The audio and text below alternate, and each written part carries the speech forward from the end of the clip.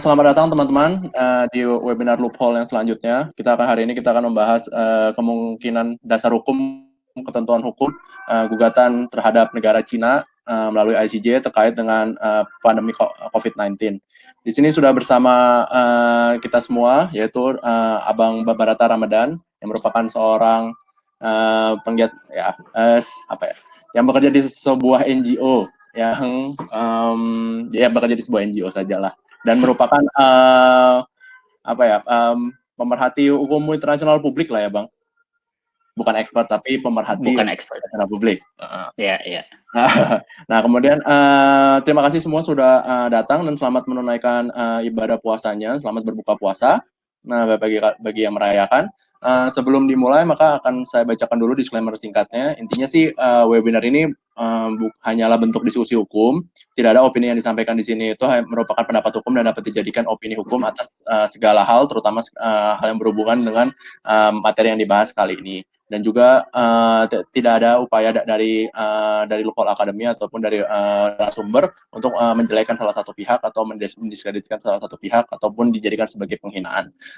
Kemudian untuk seluruh konten dan materi yang ada di webinar ini mohon jangan disebarkan tanpa adanya persetujuan atau kesepakatan terlebih dahulu dari para pihak yang bersangkutan.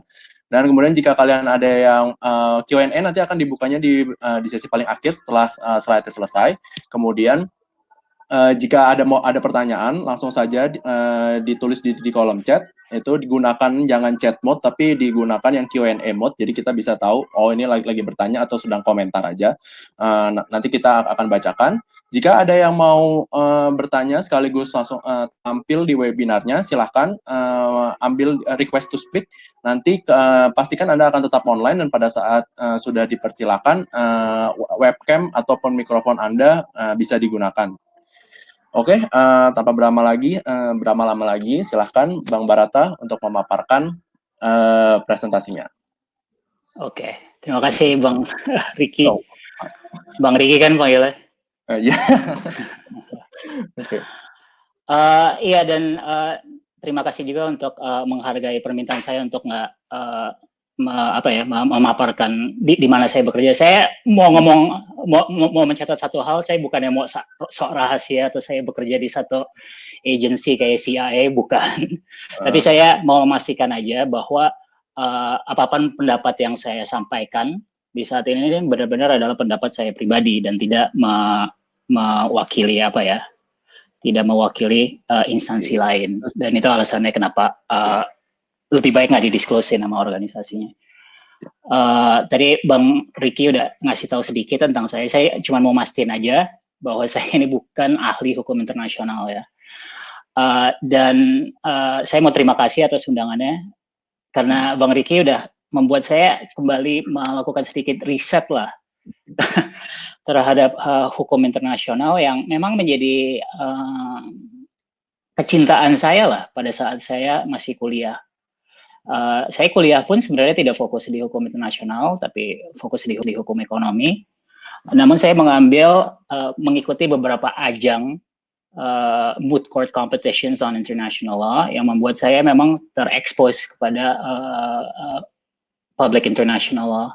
Dan dari situlah passion saya tumbuh. Disitulah banyak saya mempelajari kasus-kasus yang dibawa di depan International Court of Justice atau Mahkamah Internasional, dan saya berharap pengalaman saya di masa lampau dapat memberikan kontribusi terhadap apapun hasil diskusi yang akan kita lakukan sekarang ini. Kira-kira dari perkenalan ada sesuatu yang saya miss atau satu background yang saya bisa kasih untuk membantu, atau kita bisa jalan aja? Jalan aja Bang, langsung di screen share aja Bang. Oke, siap. Ada di atas ya.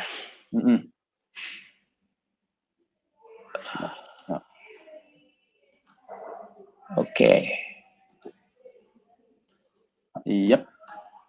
Mungkin bisa dicek apakah para peserta bisa melihat share screen saya. Oke.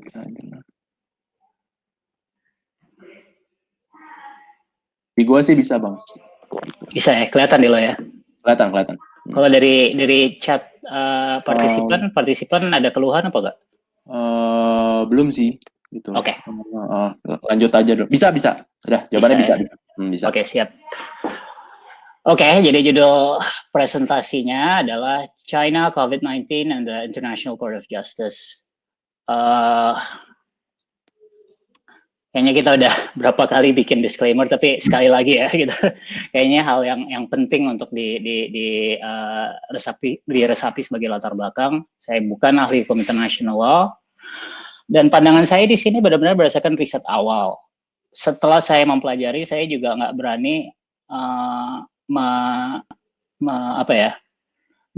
membuat saya komit ke suatu opini tertentu. Tapi saya memang sudah punya preferensi lah, arah jawabannya kemana, bisa atau tidak ke ICJ. Dan di slide ini ada beberapa referensi ke fakta-fakta. Seperti kita ketahui, di dunia COVID-19 ini banyak sekali informasi yang kita dapat, banyak hoax, banyak informasi yang terpercaya, banyak informasi yang setengah terpercaya, dan saya terpaksa mau nggak mau harus mengambil asumsi terhadap kebenaran beberapa informasi tersebut, gitu. Jadi saya nggak bisa menjamin kebenaran fakta-fakta tersebut, tapi yang saya lakukan adalah asumsi yang nggak asal-asalan lah, ya. Dan saya juga mengundang Ricky terutama, dan Ricky untuk memfasilitasi para peserta kalau misalnya mereka melihat ada kesalahan atau mungkin ada referensi terhadap hukum yang mungkin udah nggak relevan lagi, tolong langsung dibilang, karena sekali lagi saya merasa peran kita di sini paling efektif adalah apabila kita menjadi pemicu diskusi ya di wacana hukum internasional ini. Kira-kira itu, dan saya janji itu adalah disclaimer terakhir ya.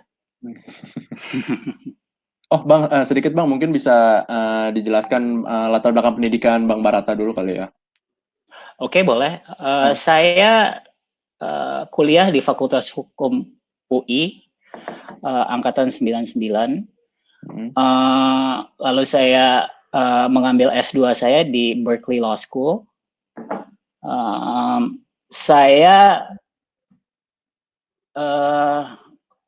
mempunyai kualifikasi untuk berpraktek, dan saya adalah advokat berdasarkan hukum Indonesia. Saya juga mengikuti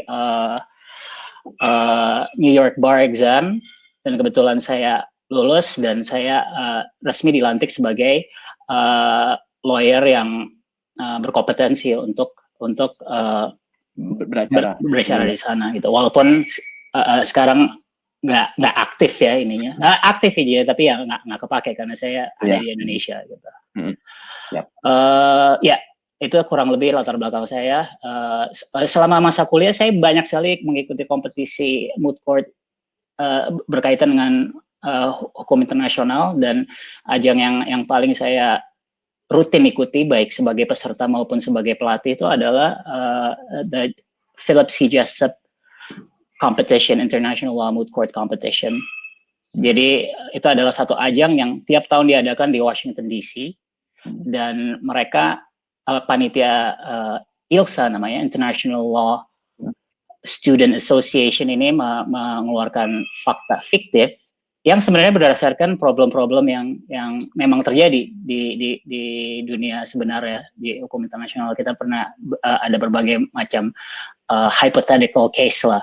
Ada tentang Mahkamah Pidana Internasional, yurisdiksi Mahkamah Pidana Internasional yang dipertanyakan di forum ICJ, ada masalah lingkungan, ada masalah human rights, seperti diketahui, yurisdiksi ICJ relatif luas ya di kancah hukum internasional, dan ini membuat topik yang ada ini benar-benar lumayan luas, tidak fokus itu seperti International Tribunal of the Law of the Sea yang benar-benar fokus di hukum laut, tapi hukum-hukum yang dibahas areanya memang relatif luas.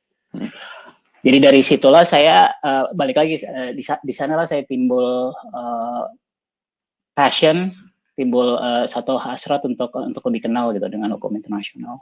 Tapi terus terang sudah lama juga saya nggak berpartisipasi di kompetisi ini, mungkin udah terakhir 3 tahun yang lalu, itu pun sebagai pelatih gitu. Jadi mungkin ada perkembangan-perkembangan yang mungkin saya miss, dan saya akan dengan senang hati mendengar dari para partisipan terhadap segala perkembangan yang terjadi yang mungkin saya nggak expose gitu di slide ini. Oke. Jadi kita bisa lanjut?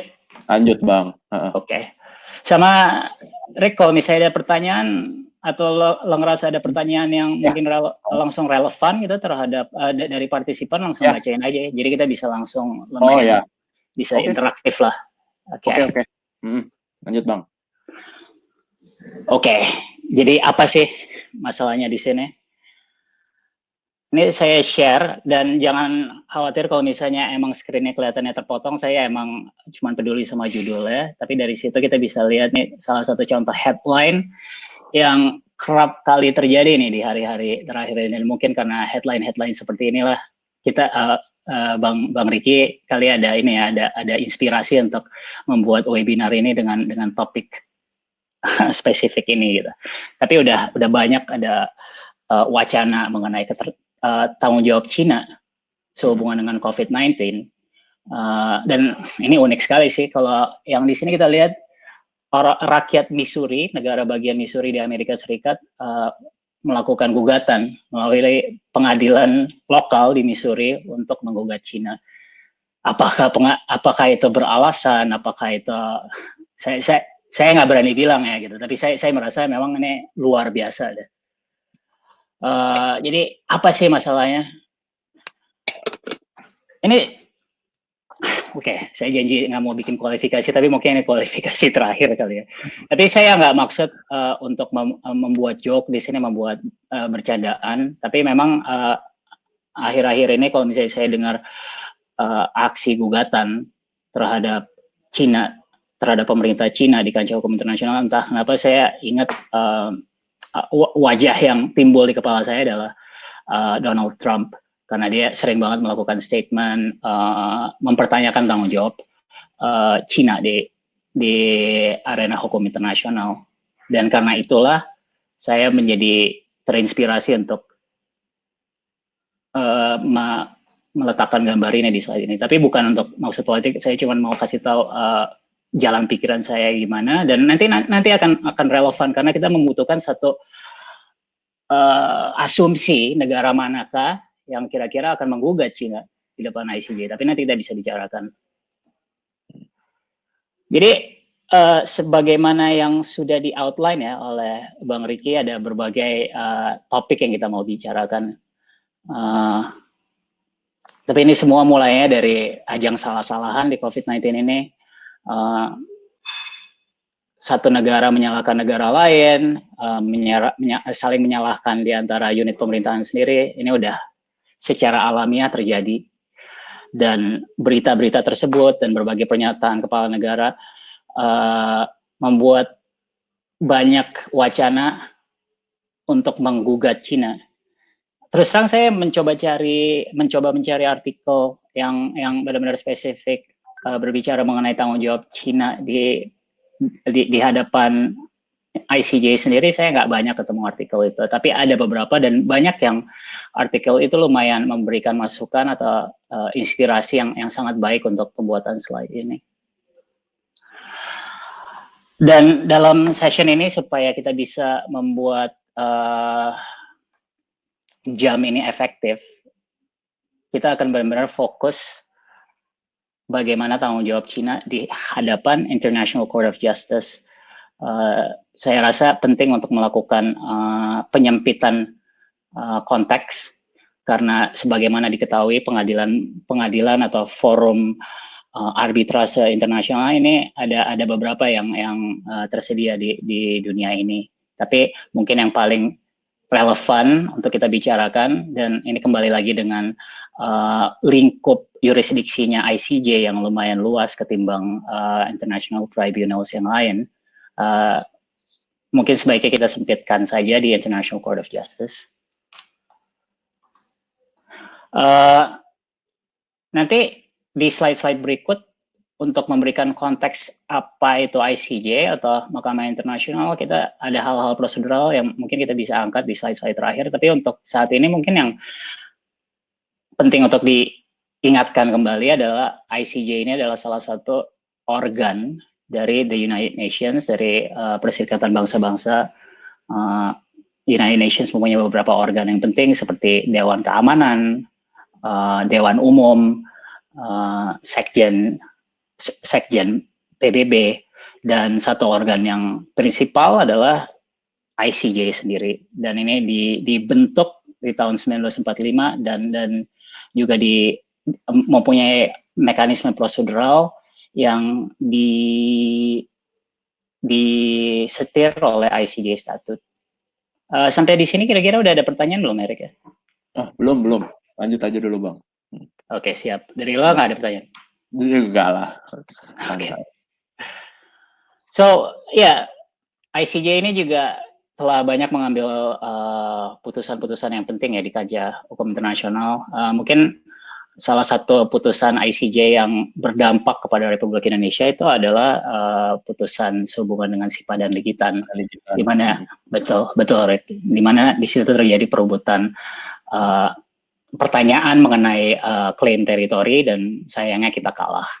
Tapi kita nggak akan ke sana ya dalam pembicaraan ini. Tapi disinilah yang di sini kita harus bicarakan mengenai apa sih syarat untuk suatu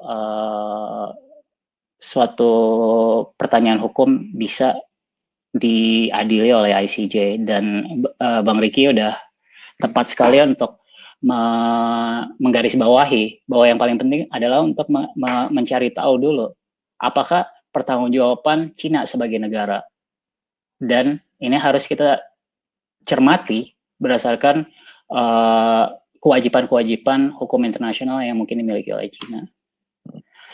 Dasarnya adalah kita harus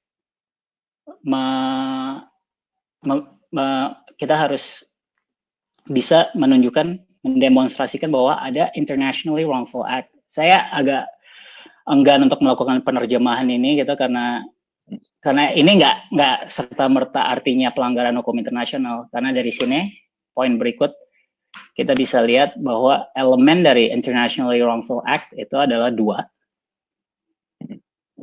Dan ini di layout oleh Draft Articles on State Responsibility 2001, satu dokumen yang dibuat oleh International Law Commission, salah satu badan di bawah naungan PBB yang telah dipercayai untuk melakukan kodifikasi terhadap banyak area hukum internasional.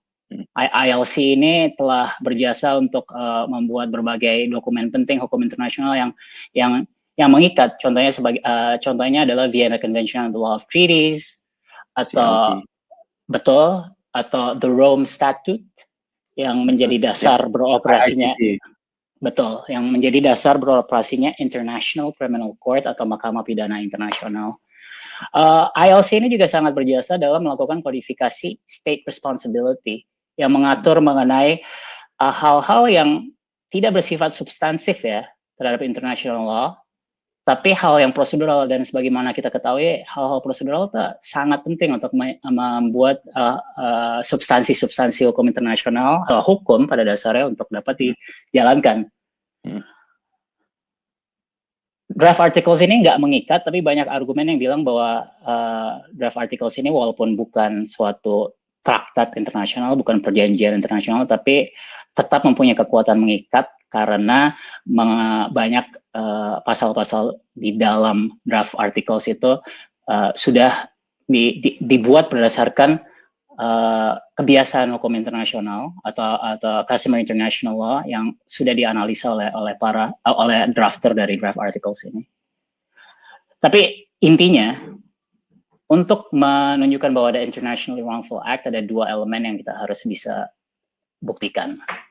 Yang pertama adalah kita harus membuktikan bahwa memang ada pelanggaran terhadap kewajiban internasional dari suatu negara.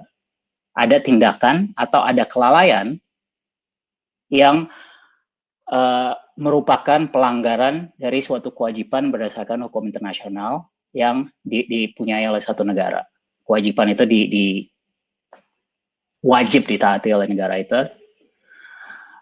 Yang kedua, dan ini juga hal yang sama pentingnya, kita juga harus membuktikan bahwa tindakan itu atau kelalaian itu memang adalah kesalahan dari negara. Karena bisa aja terjadi suatu pelanggaran aspek hukum internasional, tapi yang melakukan bukan pejabat negara misalnya, tapi merupakan individu yang tidak melakukan tindakan tersebut dalam kapasitasnya sebagai pejabat negara. Dalam hal seperti itu kita nggak bisa, walaupun ada tindakan pelanggaran hukum internasional, tapi kita nggak bisa menyimpulkan bahwa ada internationally wrongful act karena poin, saya nggak tahu cara nerjemahin attributability ya, tapi intinya kita harus bisa membuktikan bahwa ada link antara kesalahan tersebut dan negara. Dan hal ini penting karena negara adalah satu entitas yang abstrak kan, Rick.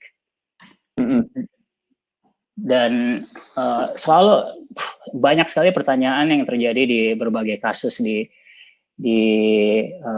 yang dibawa di arena hukum internasional, nggak selalu di depan ICJ, tapi mungkin arbitrase bilateral antara dua negara yang bisa lebih banyak ngomongin tentang attributability ketimbang tindakannya sendiri, karena tindakannya udah jelas terbukti bahwa udah terjadi gitu. Bang, sebelum lanjut ada yang mau nanya, dari Latifa nanya, apakah draft articles on state responsibility 2001 ini bisa dikategorikan sebagai customary law atau hukum kebiasaan karena sifatnya bukan kesepakatan atau perjanjian? Ini pertanyaan bagus kita dari ini. pertanyaan yang sering pertanyaan yang sering kali kita hadapi pada saat kita kompetisi nih di JASAP gitu. Pertanyaan yang sering ditanyakan adalah gimana sih, ini kan draft articles, draft kan, ini kan berarti cuma rancangan gitu.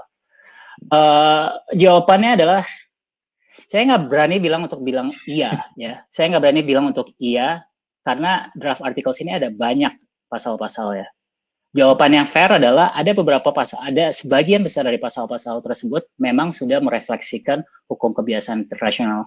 Tapi saya nggak berani bilang semua pasal tersebut menggambarkan kebiasaan hukum internasional.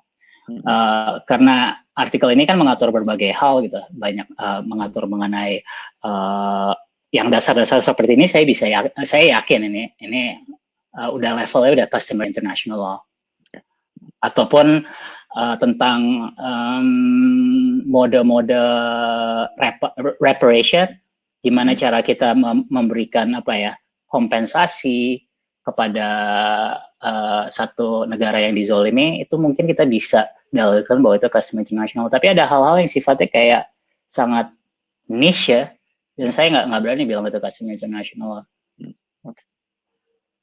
Oke, lanjut Bang. Oke. So dari situ apa yang kita mau buat sekarang adalah kita mau menunjukkan bahwa Cina memang bertanggung jawab ya secara hukum internasional, dan mungkin ada bagusnya dua elemen ini terus ada di belakang kepala para peserta. Nah, ada baiknya juga kita menyempitkan ya tindakan mana nih yang kira-kira mau kita bicarakan. Soalnya kalau misalnya kita mau bicarakan semua nggak bakal cukup ini waktu webinar ini. Tapi ada berbagai hal yang bisa kita lempar ke atas sekedar untuk brainstorming ya. Jadi tema besarnya pasti adalah ini gara-gara Cina nih. Ini gara-gara Cina kita negara-negara semua merasakan penderitaan ini. Kita terpaksa negara-negara terpaksa melakukan segala pendekatan darurat yang membuat yang benar-benar mempengaruhi aspek hidup banyak orang. Dan ya kayaknya COVID-19 ini juga memang bisa dibilang setidaknya di modern era ini unprecedented ya, Rick ya. Kayak kita sering dengar Spanish flu segala macam, tapi ini era-era di mana kita kayak kita belum lahir kali. Mungkin di beberapa tahun yang lalu kita ada SARS segala macam, tapi saya nggak ingat. Saya nggak ingat emang skalanya sebesar ini. Saya nggak tahu apakah ada faktor sosial media atau apa, tapi tetap aja saya nggak ngerasa sebesar ini dampaknya. Dan jadinya banyak orang yang mulai salah-salahan seperti saya udah ungkapkan di slide pertama, dan banyak tudingan. Apakah Cina yang menyebabkan pandemik ini? Well, kayaknya nggak diperdebatkan bahwa awalnya memang timbul dari Cina kan. Awalnya timbul dari Wuhan. Tapi itu pun juga saya nggak bisa bilang, saya nggak yakin itu konklusif ya. Tapi setidaknya gitu dari banyak artikel atau dari banyak banyak studi gitu, semua juga sepakat, banyak yang sepakat bahwa COVID-19 ini awalnya timbul dari Wuhan. Tapi apakah karena suatu virus ini timbul dari satu negara itu bisa dipertanggungjawab bersalah itu berdasarkan hukum internasional? Kayaknya nggak mungkin kan kita bisa ngambil kesimpulan sementah itu. Jadi ada baiknya kita kaji lebih detail lagi. Ada tudingan-tudingan luar biasa yang bilang bahwa Cina membuat virus ini. Saya benar-benar baca artikel yang ya kalau misalnya kalian kesulitan tidur ya cari aja deh di Google dan iseng-iseng ketik the China created virus, dan saya yakin banyak banget teori konspirasi yang bisa timbul. Ya teori-teori ini pasti selalu seru ya, tapi menurut saya agak percuma kita ke tips bullet point ini karena pembuktiannya akan sangat sulit. Dan yang kedua juga, kalau misalnya emang virus ini diciptakan oleh seseorang, apakah kita balik lagi ke elemen International Wrongful Act? Satu, harus ada kesalahan hukum internasional, ada pelanggaran aspek hukum internasional, tapi yang kedua harus ada attributability. Apakah bisa dibuktikan bahwa kalau misalnya memang terbukti ada orang yang menciptakan virus ini, apakah orang ini memang menciptakan virus itu berdasarkan perintah pemerintah Cina? Saya benar-benar nggak optimis bisa ditemukan bukti seperti itu. Atau ada aspek lain. Ketika Cina mengetahui bahwa mulai berkembang epidemik yang belum pandemik mungkin waktu itu, COVID-19 ini, apakah ada hal yang bisa dilakukan Cina?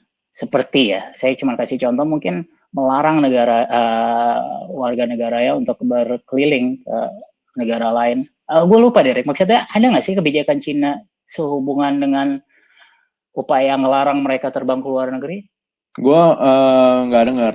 Jadi itu memang kasusnya kan outbreak yang besarnya itu pada saat Imlek. Dan ketika Imlek itu yang jadi masalah itu bukan ke luar negaranya Bang, tapi ke seantero Cinanya itu. Ya, Cinanya sendiri kan udah 2 miliar penduduk Bang. Nah, kemudian dari daerah-daerah lain, kemudian mereka keluar dari Cina gitu. I see. Jadi mungkin juga ada gitu faktor Cina nggak melakukan. Enggak. Ya, tapi itu pun juga jadi masalah gitu, karena berdasarkan hukum internasional juga adalah hak asasi manusia untuk tidak dilarang meninggalkan suatu negara. Jadi dari situ aja premisnya tuh udah agak sulit untuk bilang bahwa wah, Cina bersalah karena Cina tidak melarang mereka untuk keluar negeri gitu. Itu sulit, walaupun Cina sendiri bukan anggota dari International Covenant on Civil and Political Rights ya. Yang ya tadi saya gue iseng baca lagi gitu. Cuman emang bukan gitu. Cuman bisa dibilang bahwa hak untuk keluar negeri ini, kecuali orang ini tersangka ya, atau orang ini adalah terpidana, ya emang bisa ditahan. Tapi kan itu untuk alasan lain gitu. Tapi untuk alasan, ya saya nggak bisa lihat ini gitu, karena kebijakan imigrasi itu biasanya adalah untuk menghalangi orang masuk ke dalam satu negara, bukan menghalangi orang untuk keluar dari negara. Jadi saya juga ngerasa ini agak susah gitu. Tadi saya sempat berdiskusi sama teman saya, brainstorming lagi gitu, kira-kira apa sih yang bakal kepikiran gitu mengenai kesalahan Cina nih sehubungan dengan COVID-19. Ada ide yang menarik sehubungan sama kegagalan Cina dalam menghormati instrumen-instrumen hukum internasional sehubungan dengan endangered species. Nah, ini yang menarik juga dari COVID-19. COVID-19 beritanya kan dinamis ya. awal saya benar-benar mikir gue benar-benar mikir Rick, ini nggak bisa di sebesar ini. Dan awal gue mikir nggak airborne virus ini nggak bisa kita udara nggak bisa jadi perantara gitu untuk mentransmisi virus ini dari satu orang ke orang lain. Tadinya saya pikir itu faktanya, tapi ternyata ada perkembangan studi. Dan awal-awal juga saya dengar COVID-19 ini timbul dari kebiasaan orang-orang makan kelelawar ya. Ya, dari wet market, dari yang waktu itu sebenarnya dari zamannya SARS itu waktu 2001-2002 itu juga dari wet market itu juga katanya. Yaitu salah satunya adalah yang kucing hutan kalau nggak salah. Dan mana itu memang harusnya udah di ban tuh. Jadi harusnya udah di ban, tapi ternyata berita-berita di awal itu masih ditemukan ada kucing hutan di dalam kandang di wet marketnya Wuhan. Oke, itu informasi yang menurut gue sangat berguna gitu dalam poin gue di sini. Soalnya berita yang berkembang nih, tapi ini juga nggak konklusif, dibilang bahwa COVID-19 ini ada korelasinya dengan konsumsi daging dari terenggiling Cina. Oh iya. Dan ternyata terenggiling Cina ini, saya nggak taruh ini di slide saya, tapi terenggiling Cina ini termasuk sebagai hewan yang dianggap sebagai endangered species yang dilindungi ya. Yang ini ya, saya curang dikit nih, lihat.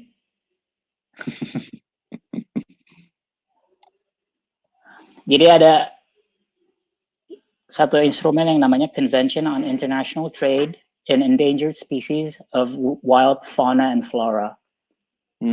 Orang juga suka merujuk itu sebagai Washington Convention.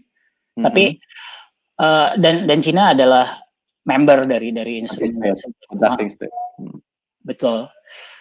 Jadi ada argumen mungkin Cina melanggar aspek peraturan yang dilindungi oleh CITES ini, oleh convention ini, oleh Washington Convention ini.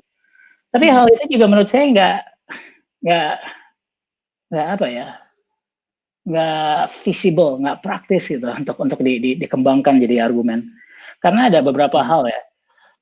Satu, kita balik lagi deh ke masalah attributability. Tadi gue suka banget dari kalau lo kasih contoh masih ada di market. Dan mungkin market terlarang kali ya, Rick? Harus. Wet market itu emang jual barang hewan-hewan aneh, tapi ada kebijakan di Cina, kalau gua nggak salah juga, itu ada beberapa yang memang sudah dilarang, nggak boleh dijual sama sekali di Cina. Gitu. Nah, cuman ujung-ujungnya masih ditemukan pada akhirnya. Iya, oke. Nah, kan Cina nggak bisa langsung dihakimi melanggar hukum internasional karena penduduknya melakukan pelanggaran hukum internasional. Betul. Sekali lagi harus dibuktikan attributability. Dan di sini kalau misalnya kita memang mau lanjut gitu menggunakan instrumen endangered species ini, kita juga harus membuktikan bahwa penjualan daging terenggiling ini ilegal. Terenggiling Cina ini memang diamini. Legal berarti ya? Iya. Dan saya nggak yakin itu karena Cina, iya. Dan kalau misalnya diamini juga gimana cara ngebuktiinnya, kecuali kita bisa melihat bahwa Cina memang merestui atau tidak melarang ini gitu.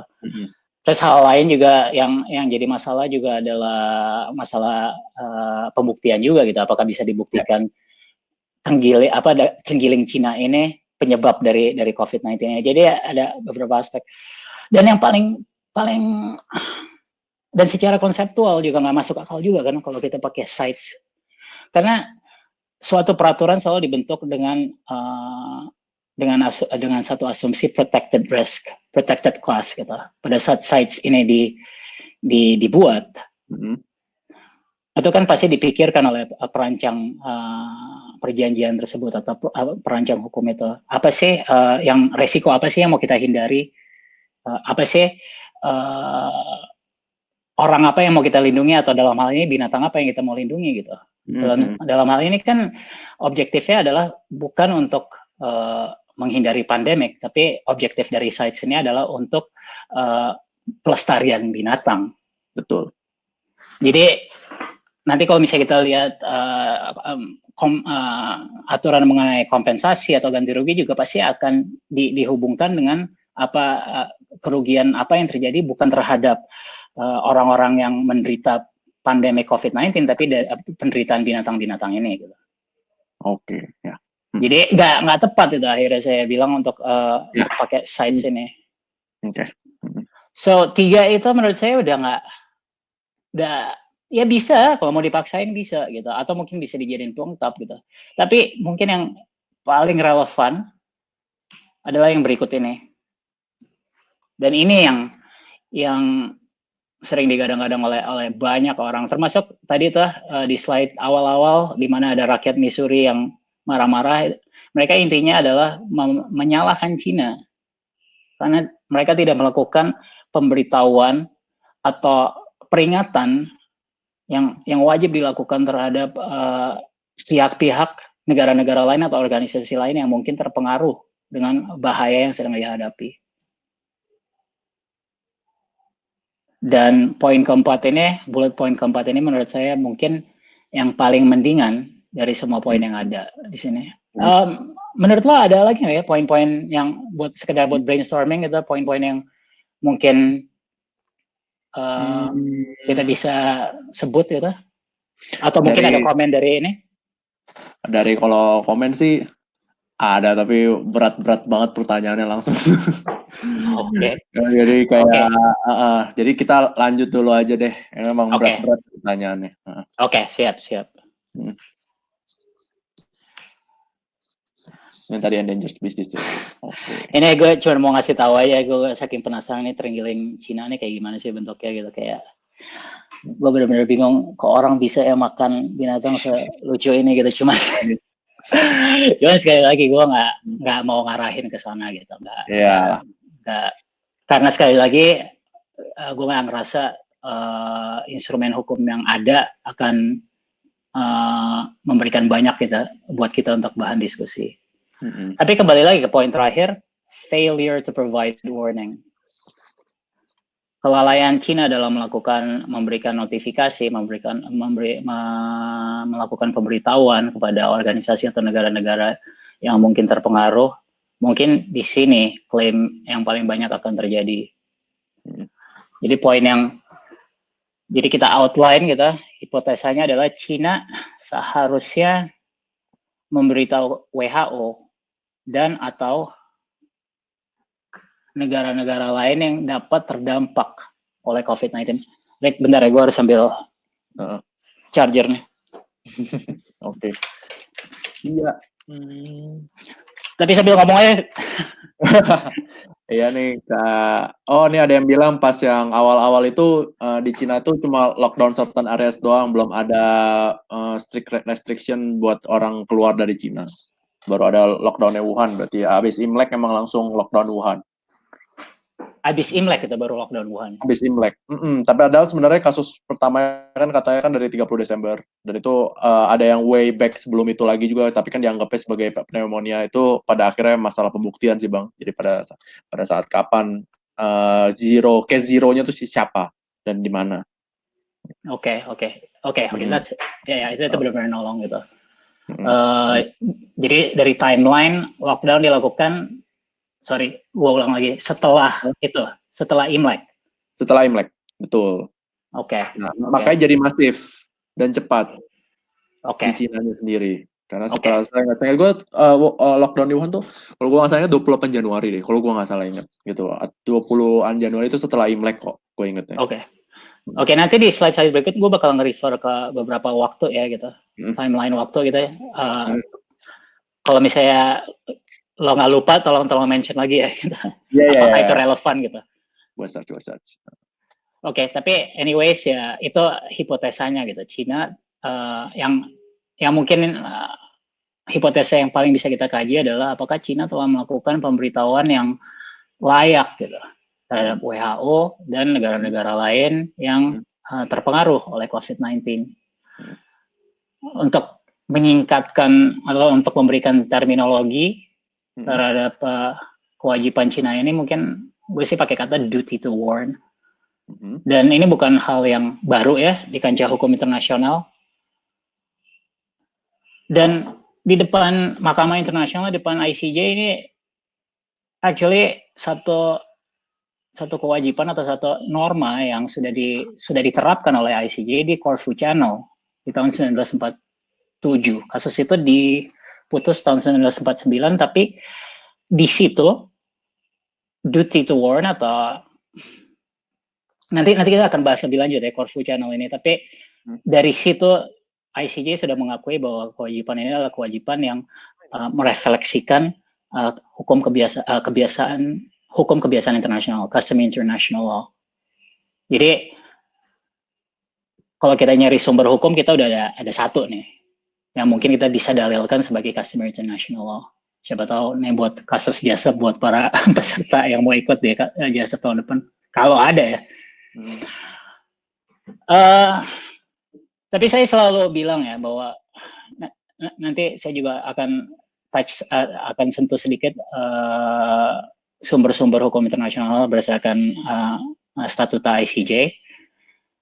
Tapi saya selalu percaya bahwa jangan sekedar mengandalkan hukum kebiasaan internasional, karena itu pembuktiannya susah, Rick.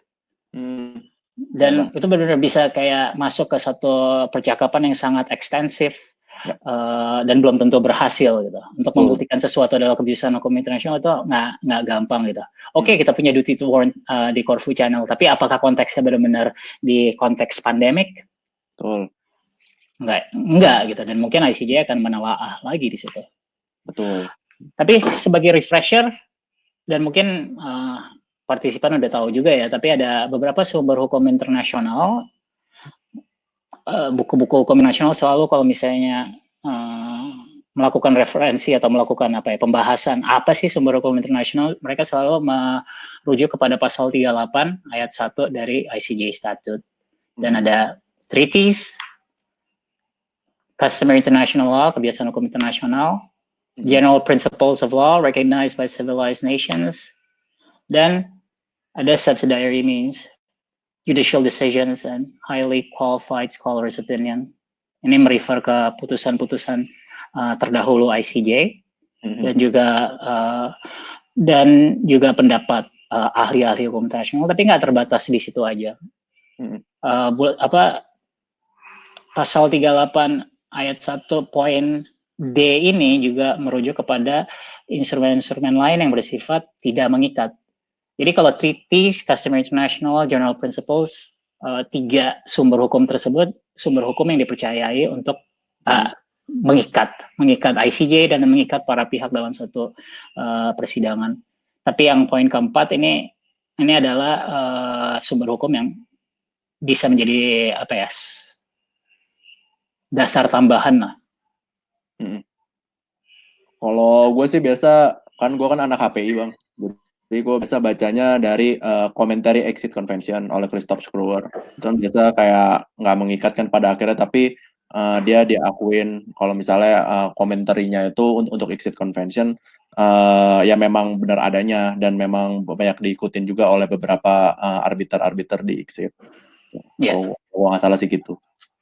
Ya, dan menurutku itu fair dan layak disebut sih, karena gue juga baca, gue nggak pernah loh baca kasus ICJ dan mereka memutuskan untuk gue nggak mau pakai judicial decision ini, atau gue nggak mau pakai scholar opinion ini karena ini nggak mengikat loh gitu. Gue nggak pernah melihat. Mereka pasti akan mempertimbangkan gitu. Akhir-akhirnya kalau misalnya nggak dipertimbangkan adalah bukan karena nggak mengikat, tapi karena nggak relevan. Biasanya sih begitu.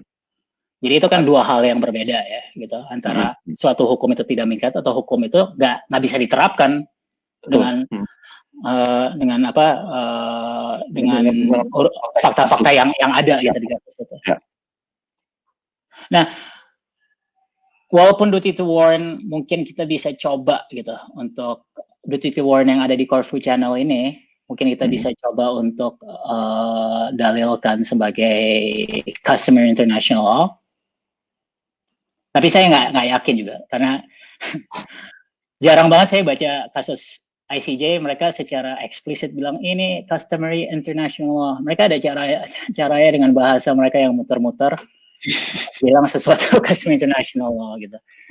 Dan ngerti sih, mungkin ini juga adalah karena adalah satu upaya juga untuk menghindari komitmen jangka panjang gitu terhadap ahli-ahli terhadap pengadilan ini jangka panjang, karena itu juga sesuai dengan statuta ICJ yang menyatakan bahwa mereka tidak menganut stare decisis, mereka tidak menganut sistem kayak hukum di Amerika Serikat atau di Inggris di mana putusan-putusan pengadilan sebelumnya mengikat gitu.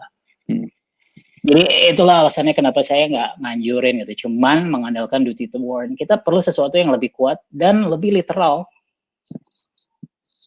Dan hal yang literal itu biasanya akhir-akhirnya selalu ada di treaty.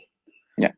Dan kalau misalnya lihat perkembangan putusan-putusan Mahkamah Internasional yang terakhir, saya makin lihat ke sini tuh, saya cuma ngelihat ICJ itu cuman semakin harafiah, semakin sempit, semakin oke, kalau nggak ada di perjanjian, gue nggak mau lanjut gitu. Walaupun ada teori Kasima International, tapi ICJ salah satu kasus Pope Mills itu tahun berapa ya, 2005 ya. Tapi di kasus itu ada satu bagian yang membuat saya saya bilang ini menarik gitu. ICJ di situ bilang bahwa kita hanya mau stick di pertanyaan dari para pihak, dan pertanyaan para pihak hanya merefer kepada perjanjian untuk untuk ditelaah. Dimulainya 2005 Bang, April 30 2005. Oke, thanks. So akhirnya treaty gitu, cari instrumen yang mengikat, perjanjian yang mengikat, itu hal yang lebih direkomendasikan gitu kalau emang kita mau lanjut gitu dengan mengungkap Cina di ICJ. Jadi ada satu instrumen yang namanya International Health Regulation yang dibuat di bawah naungan WHO. Instrumen ini kelihatannya adalah satu treaty, satu perjanjian, dan perjanjian ini sekali lagi dibuat di bawah naungan WHO, mempunyai objektif yang sangat relevan terhadap pandemi COVID-19. Tujuan dari International Health Regulation ini dibuat adalah untuk memberikan wadah kepada para state parties, pada para anggota dari perjanjian itu untuk berkoordinasi bersama menghadapi segala penyakit atau wabah yang mempunyai dampak internasional. Itu objektif ya. Jadi kalau dari konteksnya sendiri kelihatan sekali sih kalau misalnya objektif dari International Health Regulation, objektif utamanya relevan terhadap konteks COVID-19 ini. Pasal 6 dan pasal 7 dari instrumen tersebut, ini kata-katanya nggak persis kayak gini ya, Rick, tapi gua rangkum itu supaya lebih concise. Lebih bisa muat lah di slide ini. Yeah. Tapi kita bisa lihat bahwa pasal ini konsisten sama duty to warn, tapi dibuat lebih detail lagi. Lebih prosedural juga, lebih memberikan klarifikasi. Jadi dia mewajibkan state party, dan China adalah state party untuk melakukan notifikasi kepada WHO dalam kurun waktu 24 jam setelah ada penilaian terhadap segala informasi berkaitan dengan kesehatan publik. Dan hal itu harus dilakukan dalam waktu 24 jam kalau misalnya segala hal-hal yang diketahui oleh state party, dalam hal ini China, hal tersebut dapat menciptakan satu situasi di mana terjadi public health emergency of international concern. Nah, nanti kita bahas ya, apakah ini praktis atau enggak gitu. Tapi mungkin ini sebagai awalan gitu. Ini lebih baik dari sekedar hanya mengandalkan duty to warn yang ada di Corfu Channel. Selain ada kewajiban notifikasi, jadi kewajiban ini ada dua nih pada dasarnya. Satu, kewajiban notifikasi. Kewajiban setelah notifikasi itu adalah terus melakukan komunikasi yang konstan dan terus melakukan memberikan segala informasi yang relevan dan wajib untuk dibagi dengan WHO, di-share. Gue tuh nulis ini nih, komen di slide ya. Necessary information ya. Ini kelihatan ya kolomnya? Oh, kalian dulu, ya. Kelihatan kan? Jadi di situ dibilang bahwa necessary information itu bisa mencakupi hasil lab, sumber resiko, segala. Jadi nggak sedetail-detailnya deh intinya informasi ini mestinya dibagikan oleh Cina kepada WHO. Saya sih pribadi ya, saya mencoba mengkaji lagi gitu. Apa sih definisi dari PHEIC? Dan kalau misalnya ada pertanyaan apa sih definisi persisnya, saya nggak bisa sayangnya ngasih definisi lebih lanjut gitu terhadap public health emergency of international concern. Karena saya melihat lagi ke instrumennya sendiri, mereka melakukan referensi bahwa yang melakukan determinasi public health emergency of international concern ini tuh mungkin di Director General, Director General of the Health Assembly atau WHO ya. Tapi ada satu posisi tertentu yang diberikan satu diskresi untuk menentukan PHEIC ini. Dan ini membuat implementasi pasal ini, walaupun pasal ini kelihatan lumayan straightforward, tapi sebenarnya nggak se-straightforward itu juga. Karena pertanyaannya adalah bagaimana Cina bisa menentukan ini public health emergency of international concern. Kalau di bagian lain dari instrumen ini memperlihatkan bahwa ada satu jabatan tertentu yang berwenang untuk melakukan kualifikasi public health emergency of international concern, dan itu bukan Cina. So, gue balik lagi ya ke slide ya. So, kita udah ada instrumen itu, nggak jaminan, tapi lebih baik kita daripada sekedar mengandalkan duty to warn yang ada di Corfu Channel. Nah, sekarang kita telah lagi gitu. Apakah benar Cina nggak melakukan notifikasi? Itu nggak benar kan, Rick? Nggak mungkin Cina nggak melakukan notifikasi. Soalnya kalau misalnya kita lihat website WHO. Ya, ada WHO timeline, Bang. Baru di-share juga dari partisipasi. Right, itu udah di-share juga. Dan kalau misalnya kita lihat ada map dari WHO yang interaktif itu kan selalu ke-update kan informasi berapa kematian gitu. Dan itu kan dari situ aja kita udah bisa simpulin bahwa Cina kan sebenarnya emang melakukan notifikasi ke WHO. Tapi pertanyaannya adalah bukan masalah notifikasi aja, tapi apakah notifikasi itu dilakukan tepat waktu? Nah, disinilah kita masuk ke timeline-nya. Ini ada. Oke, silakan. Ada komen nih Bang dari Maudi. Ini di bawah kewajiban notifikasi RRT China sudah dilakukan. Tapi kalau dilihat dari timeline WHO, ada keterlambatan juga dari Emergency Committee WHO untuk bertemu dan menyepakati bahwa COVID-19 ini merupakan PHEIC. Oke, that's a very good point. Dan lo bisa ini nggak sih bisa bookmark gitu? Karena di satu bagian lainnya pada saat kita mau melakukan link hubungan kausalitas gitu, antara kesalahan dan kerugian yang terjadi, hal itu penting sekali untuk di mention lagi. Oke, bisa. Jadi secara itu nunjukin gitu bahwa ada banyak nih gitu orang yang terlibat gitu dalam keruwetan ini. Ada banyak aktor, banyak entitas yang terlibat dalam keruwetan ini gitu. Dan ya, pertanyaan itu sharing informasi tadi dari siapa itu? Dari Maudi. Dari Maudi itu sangat relevan gitu untuk memberikan konteks spesifik dan juga konteks umumnya gitu mengenai segala permasalahan yang terjadi gitu dengan COVID-19. Tapi ya, pertanyaannya adalah tadi ada kesalahan dari WHO untuk melakukan responnya. Tapi kita sekarang ke Cina-nya lagi deh. Apakah Cina melakukan notifikasi ini tepat waktu? Jadi, dan kalau misalnya ada sumber lain atau partisipan ada sumber lain, silakan aja di-share gitu. Cuman report yang saya lihat nih, dan saya juga nggak yakin official, dibilang bahwa Cina nih sudah mengetahui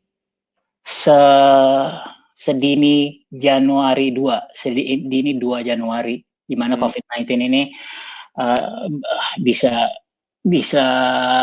tertransmisi lewat manusia. Tapi baru 21 Januari Cina melakukan informasi kepada WHO. Dari kurun waktu Januari, 2 Januari dan 21 Januari, dan kalau kita balik ke awal yang bilang mereka perlu waktu 24 jam untuk melakukan pemberitahuan ini kepada WHO. Ini sepintas saya kita bisa lihat kayak ini kok kayak nggak respect sama timeline-nya sama sekali sih gitu. Ya. Itu udah kayak berapa kali 24 jam. Walaupun nggak fair juga ya saya untuk bikin statement itu, karena pada saat dibilang reports say that China knew as early as January, itu kita juga nggak tahu pasti gitu apakah mereka mereka udah tahu tertransmisi, tapi apakah skalanya udah sebesar PHEIC belum. Mereka nggak punya singkatan yang lebih enak ya. Cuman ya, Public Health Emergency of International Concern. Betul. Belum bisa dibilang. Iya. Tapi yang pasti kalau misalnya emang kita mau bikin klaim, poin ini kita juga harus poin ini adalah poin yang harus kita investigasi secara tuntas gitu untuk memperkuat klaim kita, ya kan? Nah, habis itu ingat ya, ada dua ya, ada dua poin yang harus kita selalu ingat. Satu, notifikasi, dan yang kedua adalah constant communication, constant information sharing. Yeah. Saya kembali mengingat peta interaktif yang ada di website COVID-19 WHO. Waduh. Wah. Rick, sorry nih suara lo tuh agak putus-putus, tapi gue tahu sih kita lanjut aja ya di mana gitu. Cuman jadi poin pertama kita harus ada notifikasi. Kedengeran, Rick? Kedengeran. Oke. Dan setelah dan setelah notifikasi itu harus ada follow up, ada tindak lanjut dengan pembagian informasi dengan detail yang diperlukan. Detail yang diperlukan tuh mengacu ke poin yang sebelumnya tadi gue kasih lihat tuh. Laboratory result, source and type of risk, number of cases and death. Oke, dan kita akan fokus di situ nanti nih. Lanjut dong.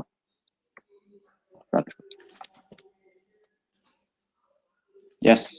Jadi pertanyaannya itu adalah memang ada pembagian informasi, tapi apakah levelnya cukup? Apakah levelnya adalah mencapai level yang diharapkan oleh International Health Regulation? Nah, ini sekali lagi ya, ini saya, dan gue nggak bakal janji untuk nggak ngasih kualifikasi lagi, kayaknya bakal terus ada disclaimer sih, tapi gue benar-benar berdasarkan report saja nih, tapi ada banyak tudingan bahwa Cina melakukan tidak mengungkapkan angka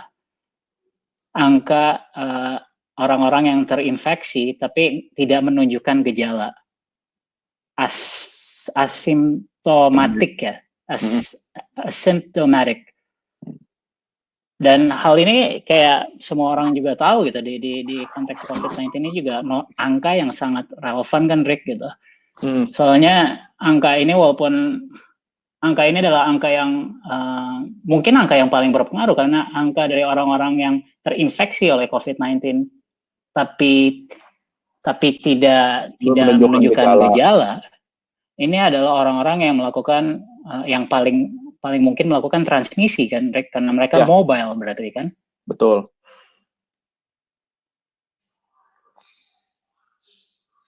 Halo, Rick. Halo. Rick. Halo, agak freeze sih lu. Suara lo keputus, Rick. Agak freeze lu, Bang. Coba bentar ya. Halo.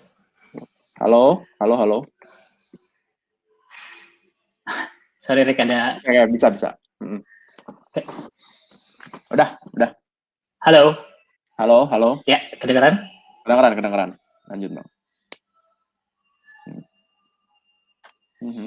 Halo. Ya, dari tadi kedengeran nggak, Rick?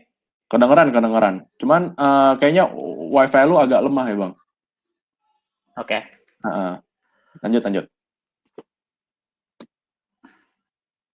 Oke, karena suara lo gue nggak terlalu bisa dengar, Rick. Halo. Kedengeran kan ya? Oke. Next. Jadi kita udah ada Pak. Halo, ya. Ya. Kedengeran? Kedengeran. Kedengeran Bang, lanjut aja. Lanjut? Lanjut.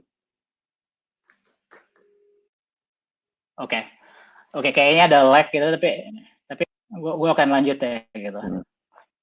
Ada pasal 6 dan pasal 7 International Health Regulation ini, dan mungkin ini adalah poin yang bisa lebih dielaborasi lagi.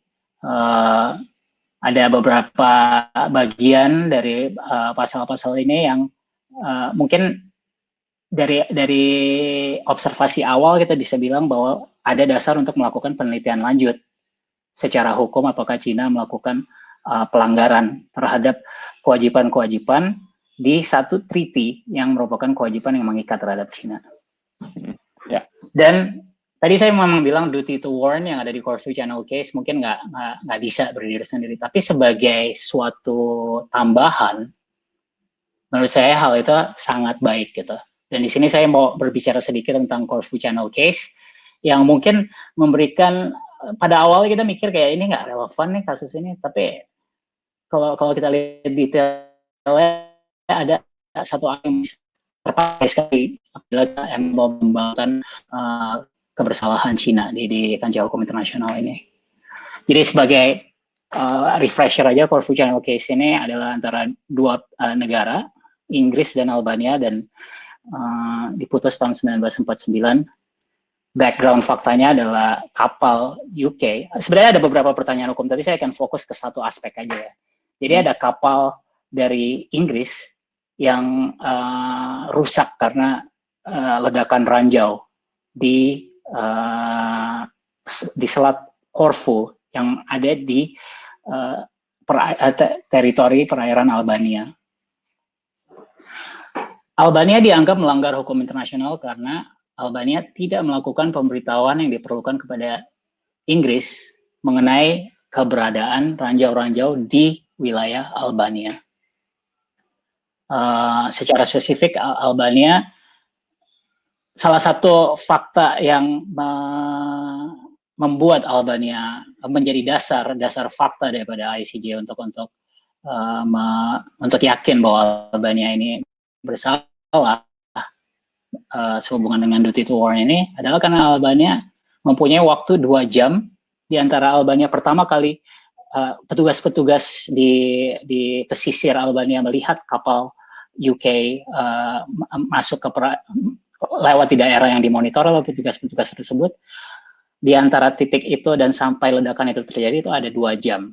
Jadi ICJ benar-benar melihat interval waktu dan apa yang Albania bisa buat dalam rangka menghindari kejadian itu terjadi terhadap Inggris, terhadap kapal Inggris.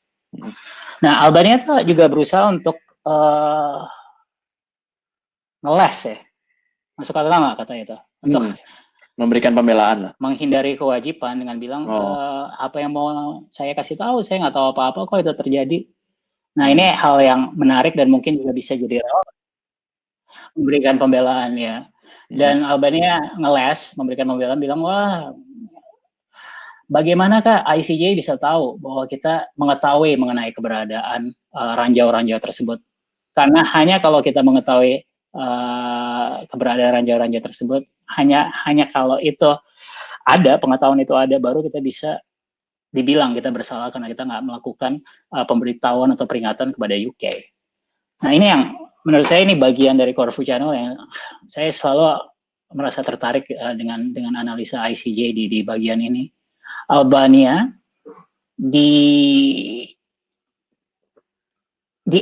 diasumsikan secara hukum bahwa Albania tahu mengenai peletakan ranjau ini melalui bukti tidak langsung atau indirect evidence.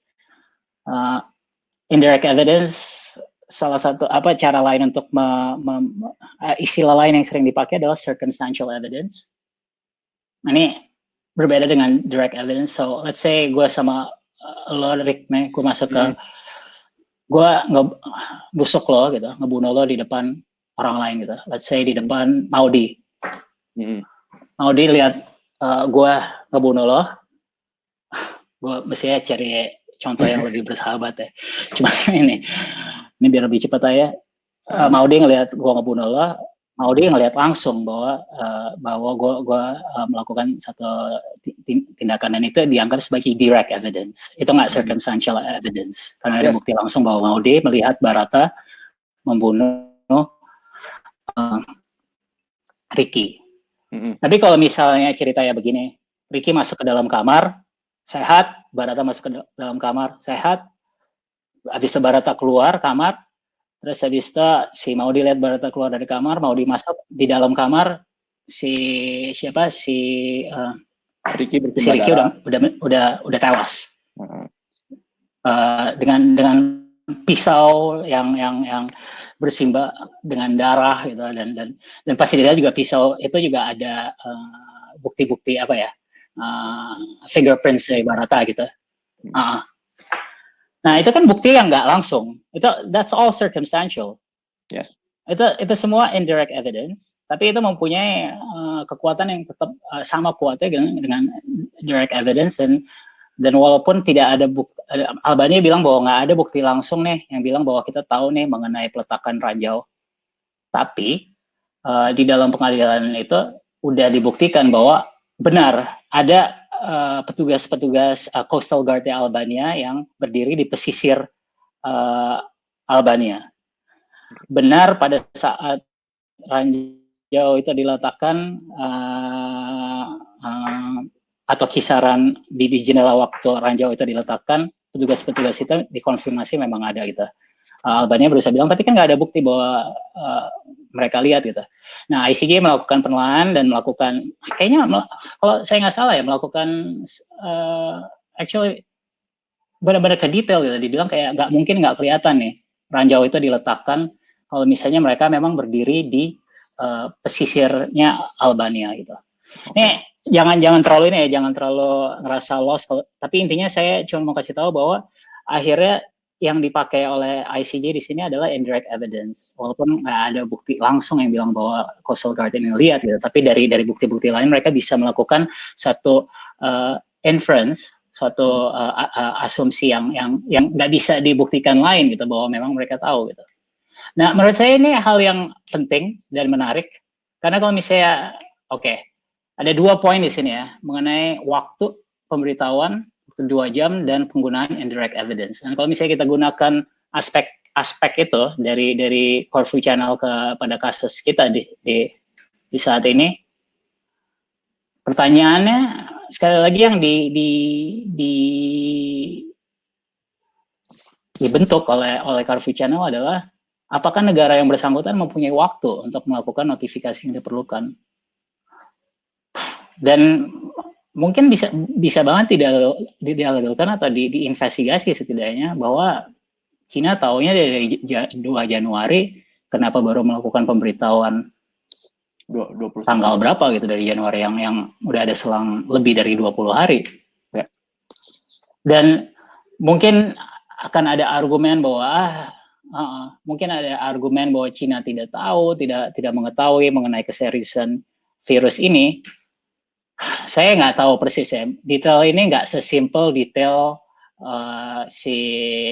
Corfu Channel. Orang-orang petugas-petugas Albania yang memantau ranjau. Tentu fakta-fakta yang ada sekarang ini jauh lebih kompleks. Jangankan fakta langsungnya, fakta tidak langsungnya yang mau kita pakai sebagai dasar untuk melakukan konklusi bukti tidak langsung ini pun juga banyak yang kita nggak ketahui. Tapi yang mau saya tekankan di sini adalah mungkin kita ada prospek lebih baik dengan menekankan bahwa ICJ juga menerima apa yang namanya indirect evidence atau circumstantial evidence.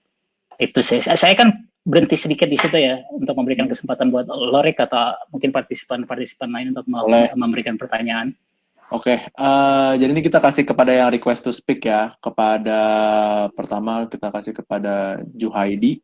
Silahkan yang sudah diberikan. Halo Ricky. Halo Bang. Kedengeran nggak? Agak delay sih dia internet lo. Gitu. Halo. Halo Ricky. Suara lo agak break deh. Agak break ya. Coba kalau misalnya, kayaknya sih dari internet. Halo? Ya? Halo? Kayak Ya? dari internet lu agak lemah, Bang. Halo? Iya nih, jadi ada lag lumayan jauh nih antara Gua ngomong sama lu denger ya. lag. Halo? Halo? Iya, ada lag lumayan banget lag ya. Iya, agak lag. Ya udah deh. Gua bacain aja ya dari pertanyaan pertama nih, Guru. Dari yang Atau lo mau gua keluar terus gue coba masuk lagi? Lo mau enggak. gua keluar terus gue masuk lagi? Heeh. Enggak sih, nggak apa-apa. Kayaknya emang dari internetnya aja. Lu pakai internet providernya agak yang ini ya, BUMN. Ya udahlah. Oke. Bang, lu denger suara gue langsung nggak?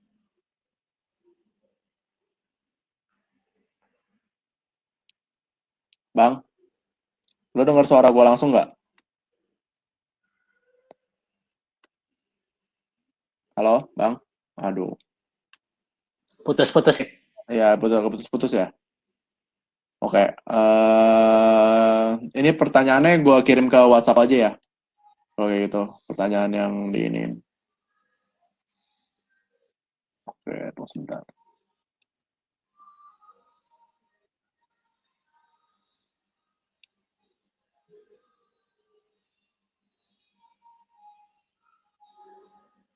Halo, kedengeran nggak, Bang? Ya, agak ribet. Suara lo tuh putus-putus, lo bisa ketik di ini nggak sih? Di chat. Bisa, bisa. Jadi Nih gue gua bisa, lu mungkin gue baca bisa aja baca ya. pertanyaannya. Oke, dari Gulardi. Bisa. Nih, repost ya. Jadi dari Gulardi, Bang, dalam webinar beberapa hari lalu ada seorang narasumber yang bilang bahwa ada opsi untuk bawa Cina ke ICJ berdasarkan forum prorogatum. Beliau mengambil contoh Kongo versus Prancis. Tapi kan itu karena Prancis kemudian menerima. Nah, kalau dalam hal negara yang digugat kemudian tidak menerima, tentu ICJ yang akan memutus apakah ICJ memiliki jurisdiksi atau tidak. Memperhatikan tren belakangan ini di mana international tribunals have the tendency to decide that it has jurisdiction, seperti halnya beberapa pandangan kritis terhadap jurisdiksi arbitrase LCS. Apa pandangan Bang Barata kalau China digugat berdasarkan forum prorogatum? What is the likeliest outcome in your opinion?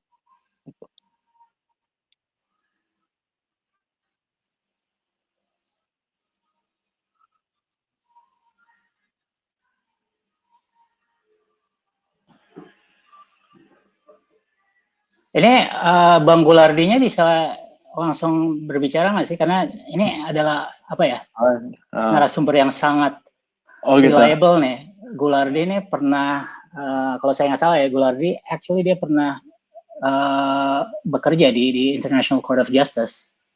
Jadi saya ngerasa kita bisa dapat insight yang sangat berharga nih dari Bang Gulardi.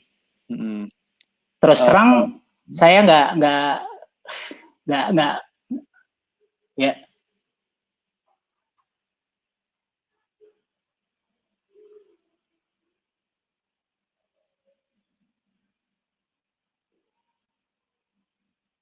Terkait forum prorogatum, Bang.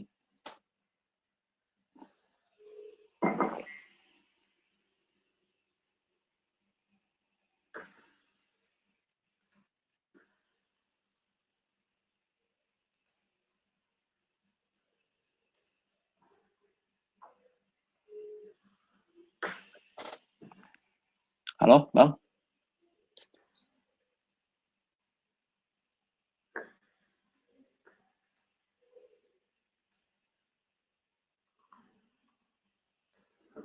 So yang Gulardi lakukan tuh adalah dia menyentuh poin yang penting, yang sangat penting kira-kira. Walaupun kita secara substansi mungkin udah ada dasar-dasar yang mungkin kita bisa pakai sebagai pijakan awal, tapi hal yang lebih penting lagi adalah mengenai ICJ sendiri.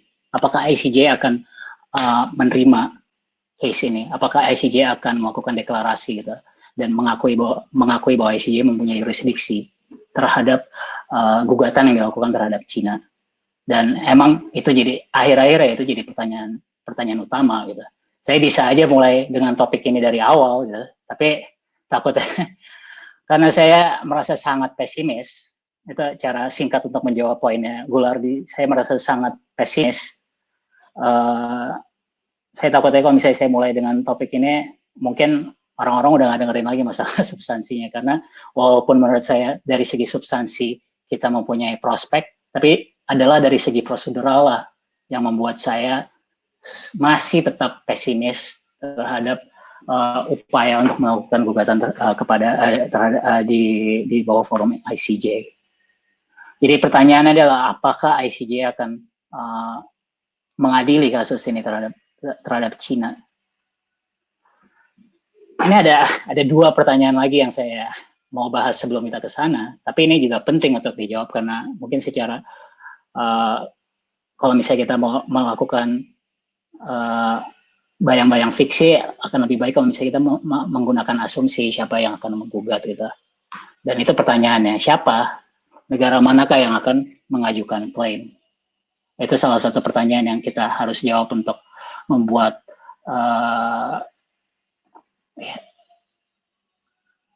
kasus fiktif ini untuk sementara jadi bisa lebih dijadikan bahan diskusi. Siapa yang mau jadi pihak yang melayangkan klaim ini terhadap Cina? Dan mungkin poin pertama yang bisa kita eksplorasi adalah pihak-pihak lain, state parties lain dari IHR, International Health Regulations. Hal yang sama pentingnya adalah kita juga harus, dan sebagai informasi ya banyak sih pihak-pihak dari dari IHR, dan salah satunya adalah Amerika Serikat, dan saya akan melakukan satu asumsi Amerika Serikat yang melakukan klaim ini. Asumsi ini saya buat karena setidaknya saya lihat artikel yang paling sering melakukan klaim-klaim terhadap pemerintah Cina adalah dari Amerika Serikat yang dikeluarkan oleh Presiden Trump. Tapi ya itu pertanyaannya, apakah Amerika Serikat bisa melakukan klaim itu? Mungkin awalnya kita bisa bilang, oh bisa nih Amerika Serikat bisa melakukan klaim ini, tapi ada satu detail yang mungkin agak semantik ya, dimana walaupun kita kembali lagi ke pasal sebelumnya, bahwa memang ada kewajiban untuk notifikasi, tapi pertanyaan lain gitu dalam menyimpulkan bahwa ada pelanggaran hukum internasional, kita juga harus membuktikan bahwa pelanggaran hukum internasional itu memang adalah kewajiban yang harus dilaksanakan kepada negara lain yang melakukan klaim. Dan walaupun dua negara US dan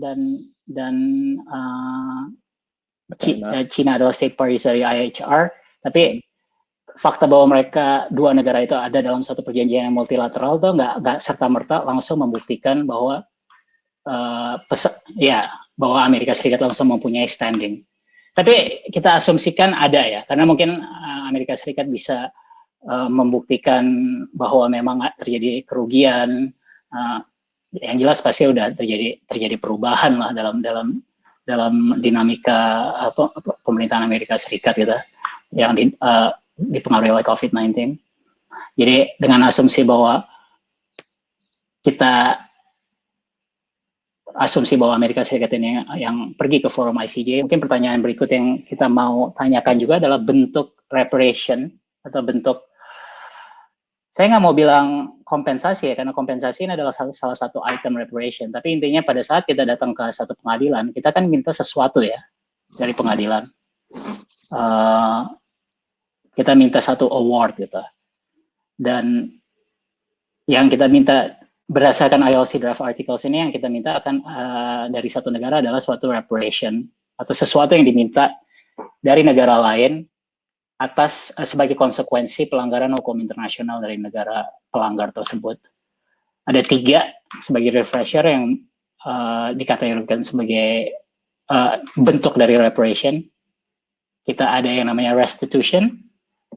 Itu adalah salah satu bentuk reparation di mana negara pelanggar dari hukum internasional ini harus mengembalikan keadaan seperti semula sebelum pelanggaran terjadi. Contohnya adalah apabila satu negara melakukan suatu konstruksi yang tidak konsisten dengan perjanjian yang dimasuki dengan negara lain, dan konstruksi itu sudah terjadi dan terjadi mungkin kerusakan tertentu. Kalau misalnya negara yang haknya dilanggar mau meminta supaya diadakan pengembalian atau rehabilitasi keadaan sebagaimana keadaan itu terjadi, keadaan itu ada sebelum pelanggaran terjadi, itu mekanisme yang dilakukan adalah restitution. Jadi bisa dibilang kayak restorasi ya. Konstruksi itu dibatalkan dan keadaan alam itu dipulihkan sebagaimana sebelum konstruksi itu terjadi. Jadi itu contohnya restitution. Apakah itu adalah sesuatu yang mungkin dilakukan oleh Cina?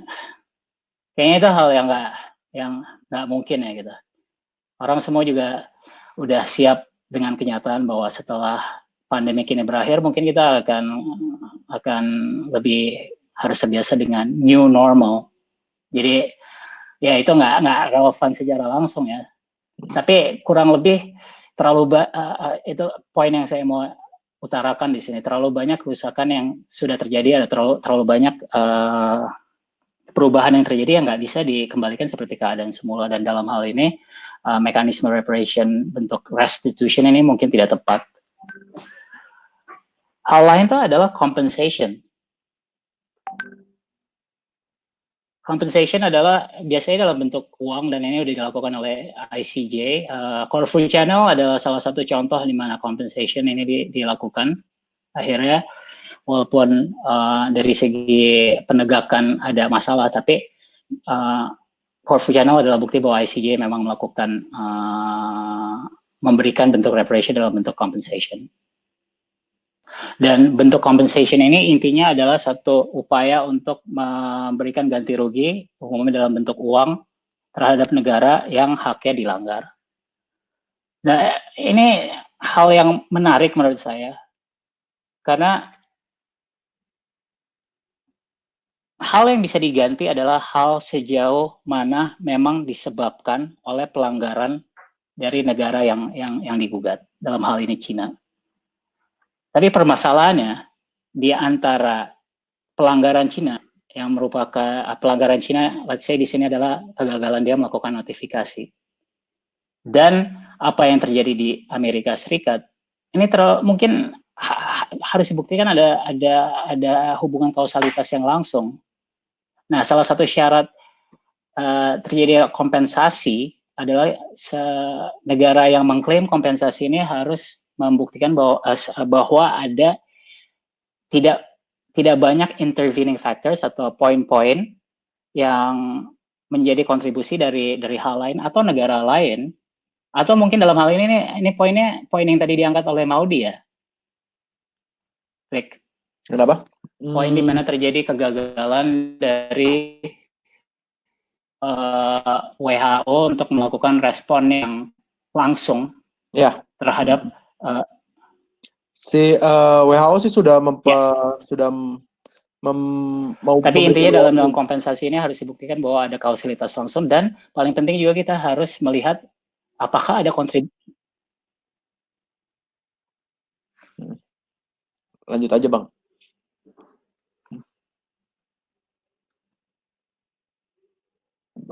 Halo Rick, nggak kedengaran ya. Cuman by the way, dalam menentukan kompensasi ini harus dibuktikan bahwa pelanggaran yang dilakukan oleh Cina ini memberikan efek langsung terhadap kerugian yang diderita oleh Amerika Serikat dalam hal ini.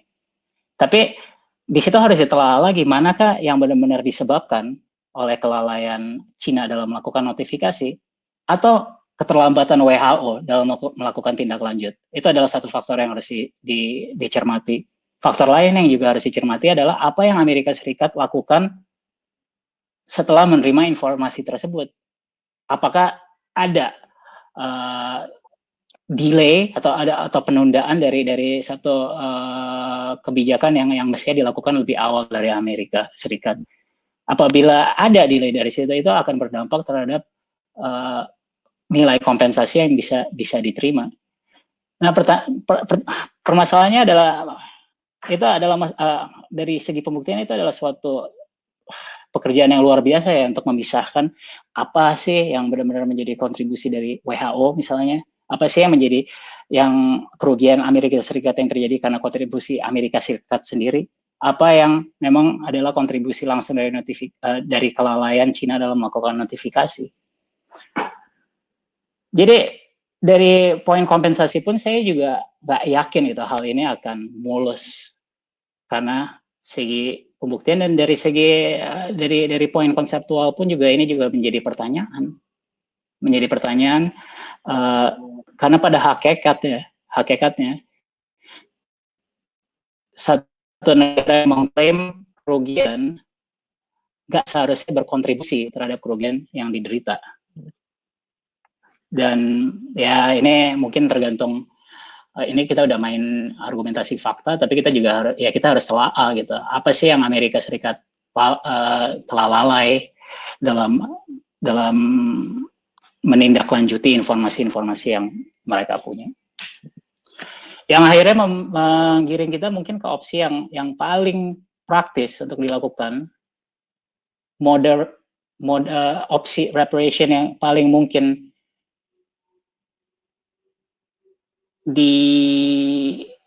dikejar di sini adalah mungkin satisfaction. Satisfaction adalah bentuk di mana satu bentuk reparation di mana negara yang melakukan pelanggaran harus melakukan terhadap kesalahan itu dilakukan akan tentu menunjukkan bahwa dirinya memang salah. Dan kalau memang mau ada satu upaya untuk pergi ke ICJ, mungkin yang paling realistis adalah mengkaji point satisfaction ini. Saya akan berhenti sedikit di situ. Ada pertanyaan nggak, Rick? Dan gue tahu bakal agak ada delay sedikit nih dari lo. Ya, ada. Lanjut. Oke. Ya. Ini dari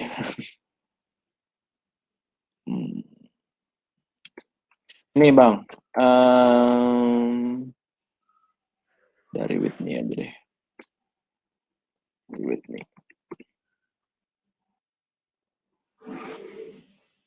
Dilihat dari chat aja.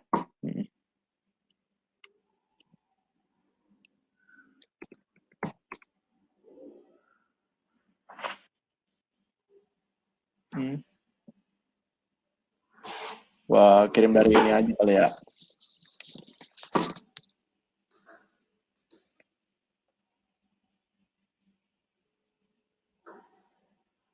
Dari Bang, aduh, Bang Baratanya tidak. Ini dari Gulardi juga ada poin yang saya mau bacain ya. Dan ini benar-benar support apa poin-poin yang tadi kita ini ya.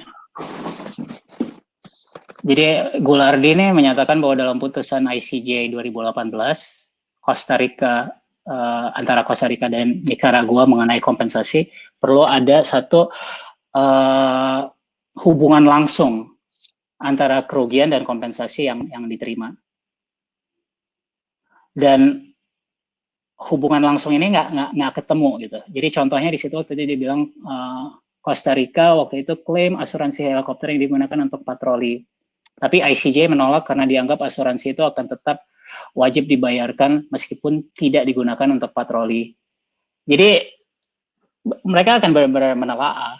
Dan ya dan poinnya Gulardi ini masuk akal, dan salah satu cara yang paling penting adalah paling membantu ya untuk melakukan analisa ini adalah kita membayangkan kalau saja Cina melakukan notifikasi tanggal 2 Januari, kalau negara itu tidak melakukan pelanggaran, apakah kerugian yang diderita oleh Amerika Serikat akan beda, gitu. Akan secara substansial beda gitu. Dan saya terus terang nggak yakin loh, kalau misalnya emang Cina melakukan pemberitahuan dari 2 Januari.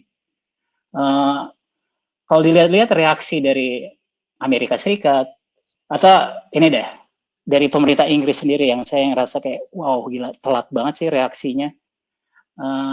Mereka baru melakukan tindakan-tindakan yang drastis di bulan Maret. Jadi saya nggak ngelihat bagaimana bisa dibangun hubungan langsung gitu. Itu yang membuat saya sangat pesimis gitu dengan poin kompensasi ini. Ini dari Whitney. Nanti seluruh negara harus dikompensasi dong sama Cina. Bisa jadi semacam class action nggak nih? Saya nggak pernah dengar ya metode class action di depan ICJ. Tapi saya udah berapa kali lihat ada kasus di depan ICJ yang dilakukan menyangkut ke kasus yang sama, tapi dibikin dalam proses persidangan yang terpisah walaupun mengacu kepada perihal yang sama.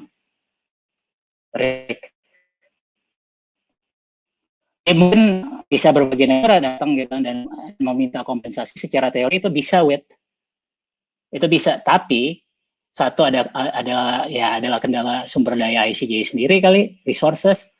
Terus yang kedua juga balik lagi ke poin Goulart, bagaimana cara pembuktiannya? Terlalu banyak faktor-faktor intervensi antara tindakan pelanggaran yang didalilkan dan kerugian yang terjadi. Terlalu banyak dari negara korban itu sendiri, dari WHO atau dari kesalahan-kesalahan yang tidak disebabkan oleh negara. Kita harus selalu ingat bahwa individu-individu dalam walaupun mereka bukan subjek dari ICJ, tapi mereka bisa aja gitu berpartisipasi dalam membentuk keadaan suatu pelanggaran hukum internasional. Jadi terlalu banyak intervening factors ya.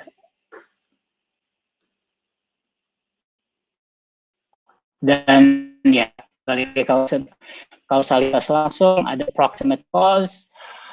Ya, proximate cause ini adalah satu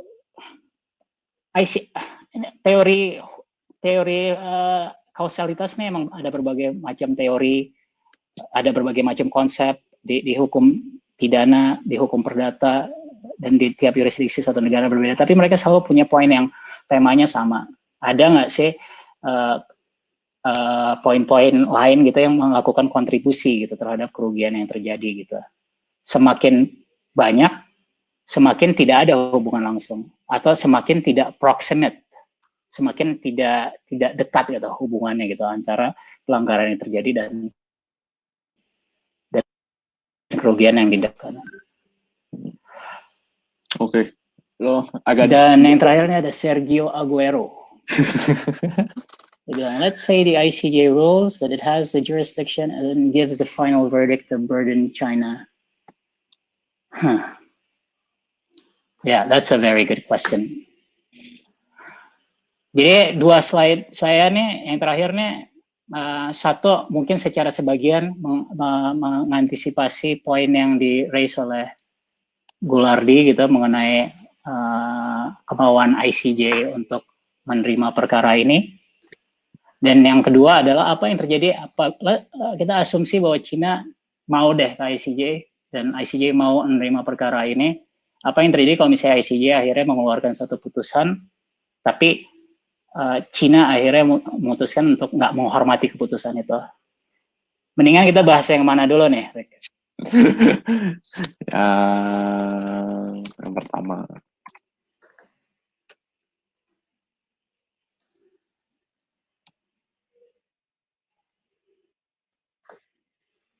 Kedengeran gitu?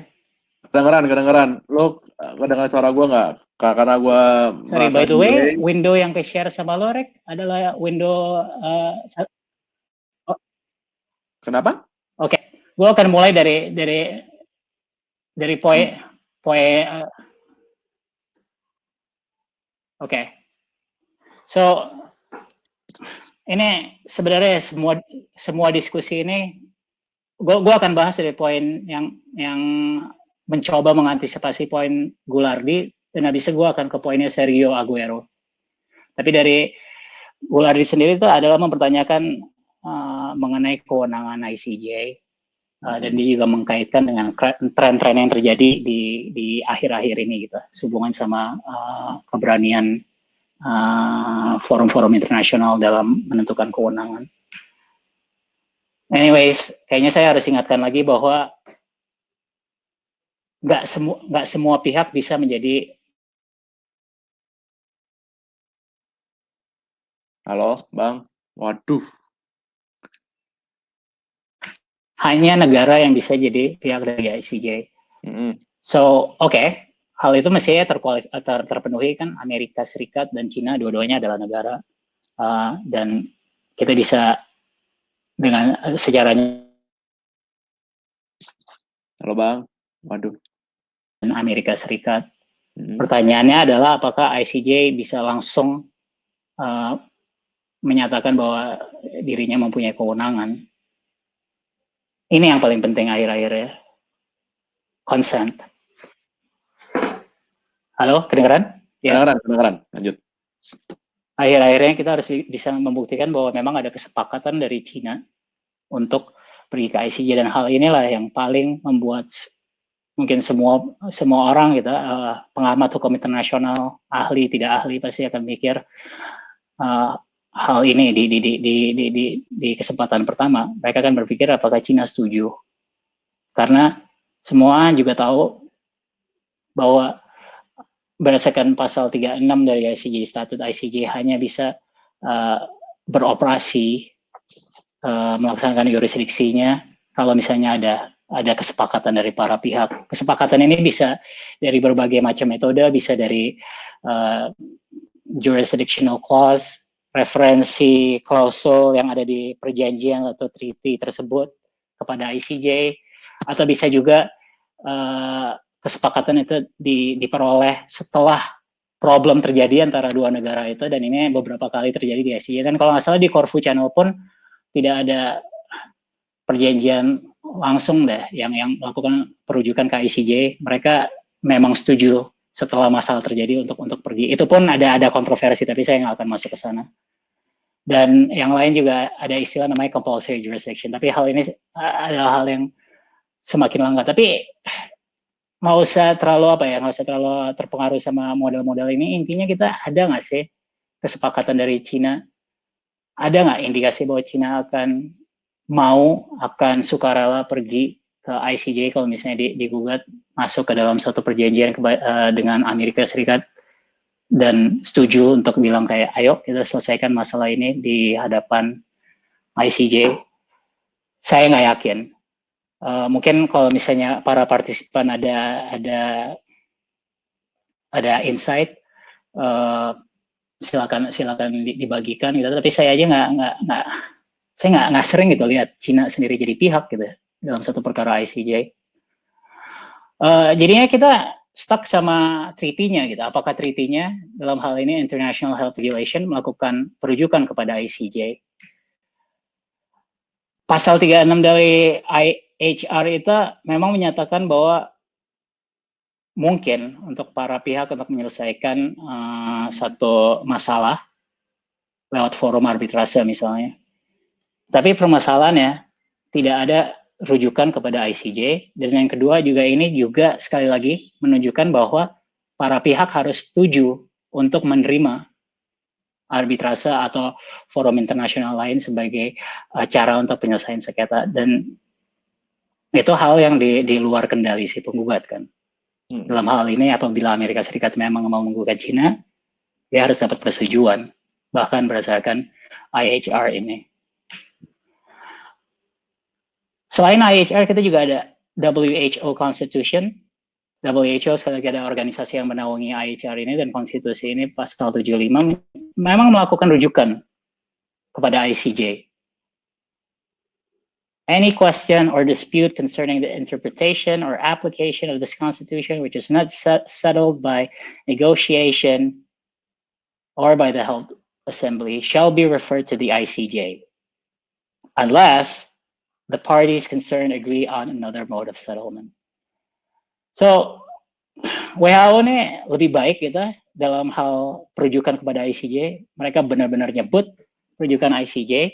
Cina adalah anggota dari WHO dan oleh karena itu Cina terikat pada WHO Constitution. Tapi tetap saja WHO Constitution dan IHR walaupun ini dua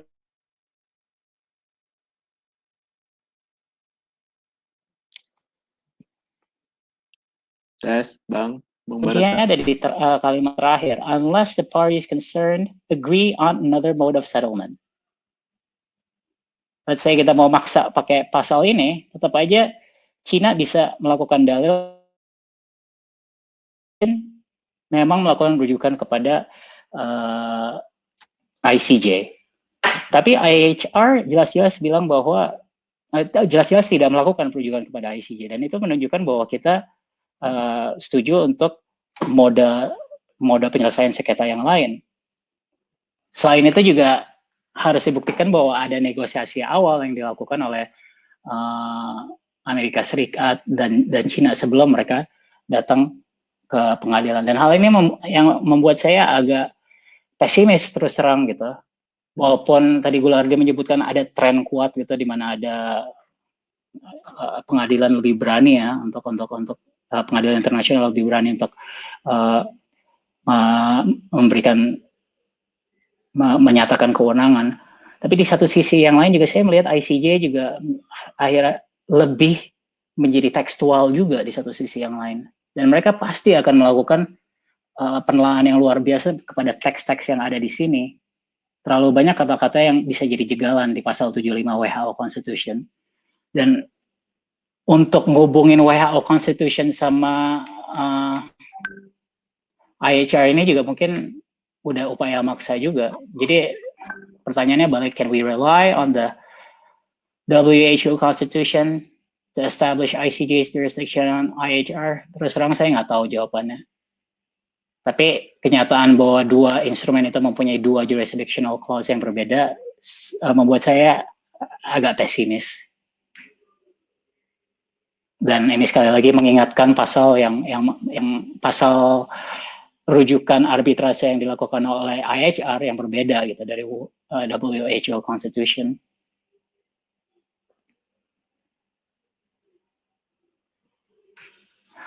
Poin yang terakhir adalah poin menanggapi Sergio Aguero.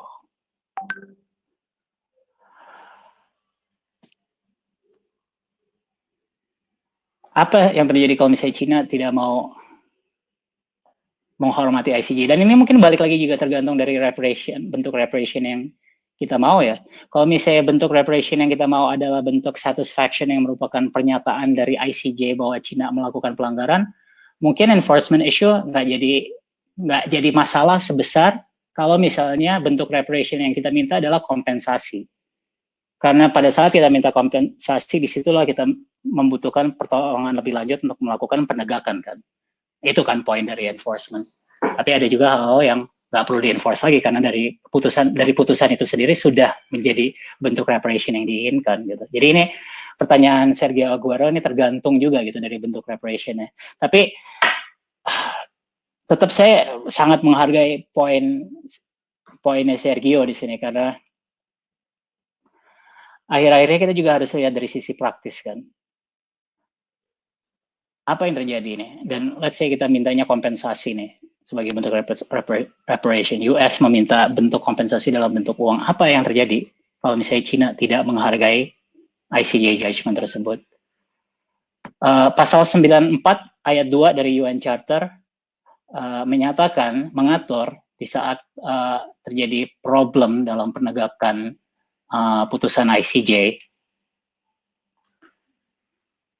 pihak yang ingin putusan ICJ itu ditegakkan, dia bisa datang ke Dewan Keamanan dan meminta satu rekomendasi atau putusan yang dapat memberikan efek implementasi daripada putusan yang diharapkan itu.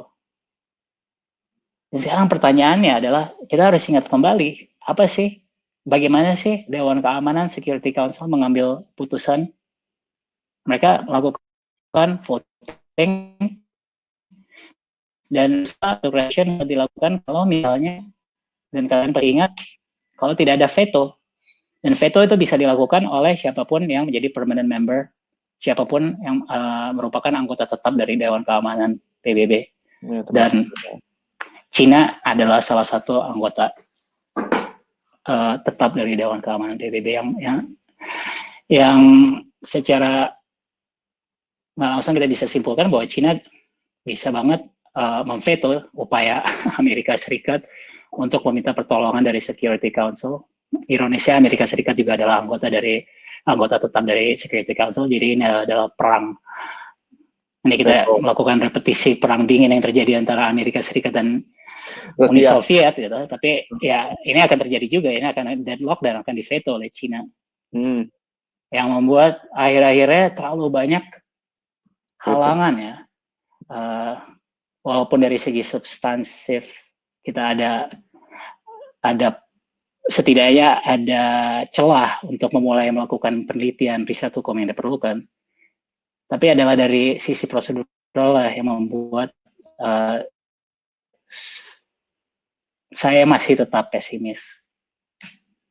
Jadi ini pertanyaan terakhir ya sih, apakah kita mau tetap pergi ke ICJ? Ya, gue berhenti di situ, Rek. Ya, siap.